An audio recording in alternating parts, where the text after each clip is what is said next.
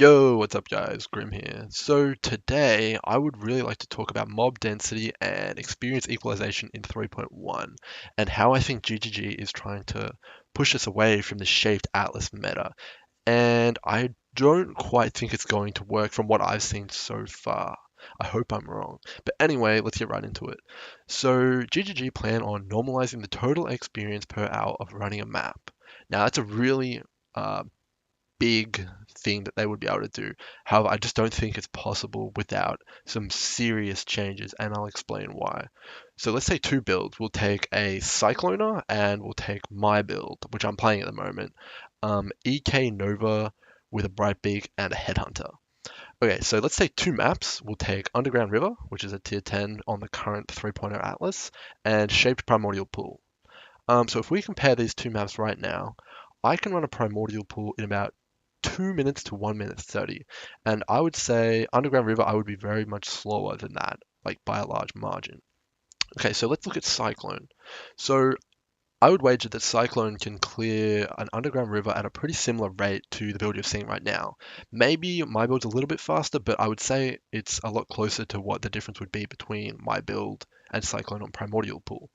So what we really want to be seeing here is that there's just a gap here, and we can't really bridge that. So let's see, if they balance the XP per hour around Cyclone, then a build like mine is going to do too well on Primordial Pool because the Cycloner, while it's equal to me on Underground River, it's not equal to me on Primordial Pool. So if you balance it around Cyclone, Primordial Pool will be too good for my build.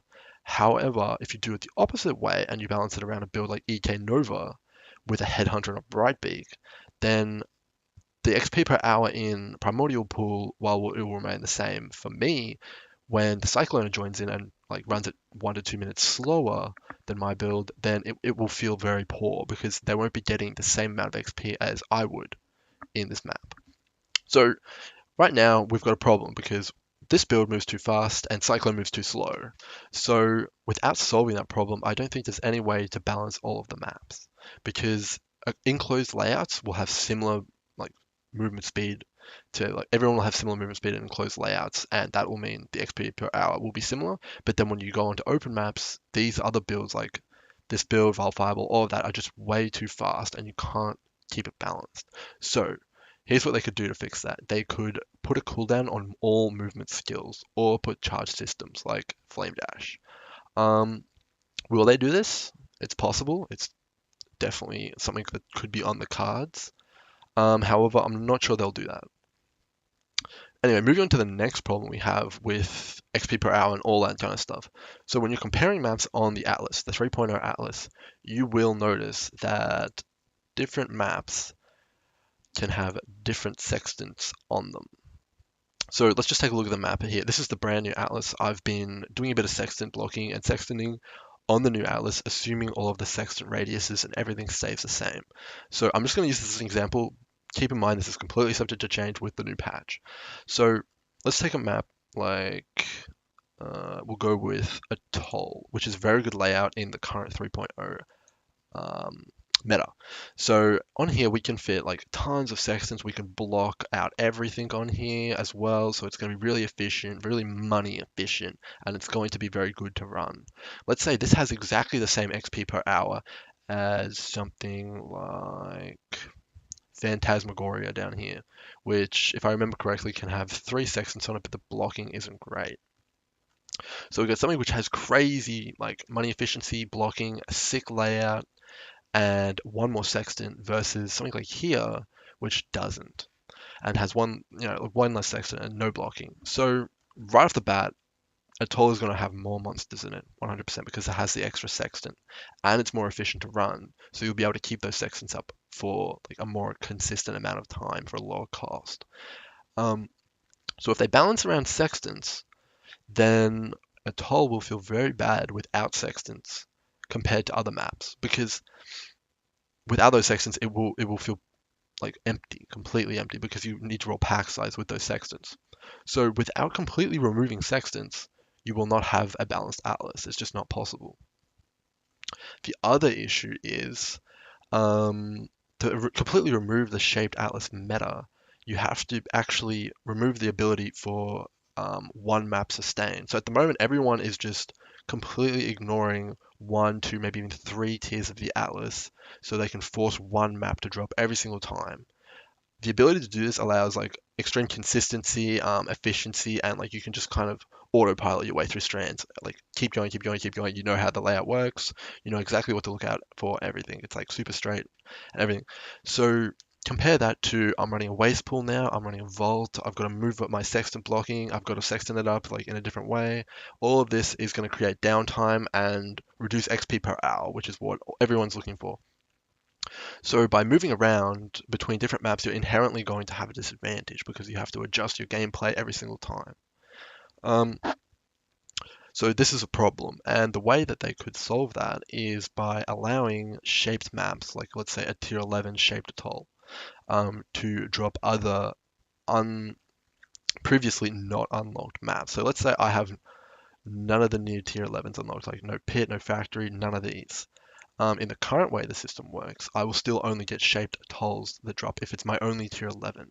So if they make it so all the other tier 11s can drop, regardless of the fact if I haven't completed it yet, then that will kind of balance it out, and I will no longer be able to sustain shaped atolls, which will fix the shaped atlas meta. But that does mean a complete kind of overhaul of what we currently know and how the atlas works. So, kind of in conclusion, the reason why I believe GGG won't be able to do this is A, they would have to pick a certain point and a speed that builds go and make every single build go that speed or slower. And that means massive nerfs to all movement skills, like Aurabots are going to have to get the nerf hammer, and like Val Haste, everything is going to have to get nerfed to be as slow as something like Cyclone. Like you'll see Queen of the Forest go, Insanity Gloves will have to go, Shield Charge will have to get like a cooldown or a nerf, everything. So that's a really big change. They would have to either get rid of sextants, limit the amount of sextants you can have on a map, disable sextant blocking, something like that. That would have to happen as well. You would have to alter the way the atlas works and make sure that um, players are forced into having a variety of maps unless they flat out buy them from other players or 3-to-1 into a specific map. That needs to happen. Um, and then you have to also look at like whether or not a player is going to be completing a boss because currently no one completes a boss and bosses are going to have variable difficulty for every single different build. So if one boss takes you like I don't know, like 2 minutes to kill, but another one is super easy and takes 30 seconds to kill, then you have to balance out how much XP that boss is going to give you. And then that opens it up to being abused as well, because like maybe another build with a high single target can just come in and kill that boss over and over again because it has a higher experience. So what they're trying to do is really it would be a Herculean. I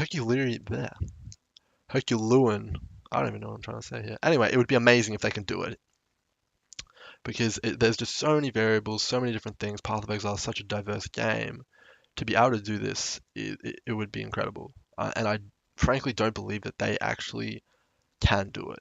So I'm very excited to see what they're going to do. Remember, everything you're seeing on the screen here is subject to change. It's all 3.1 speculation content. I will be doing a video on sextant blocking and how I think the new sextant, the new atlas is going to shake out, and like what I'll be shaping and all that kind of stuff.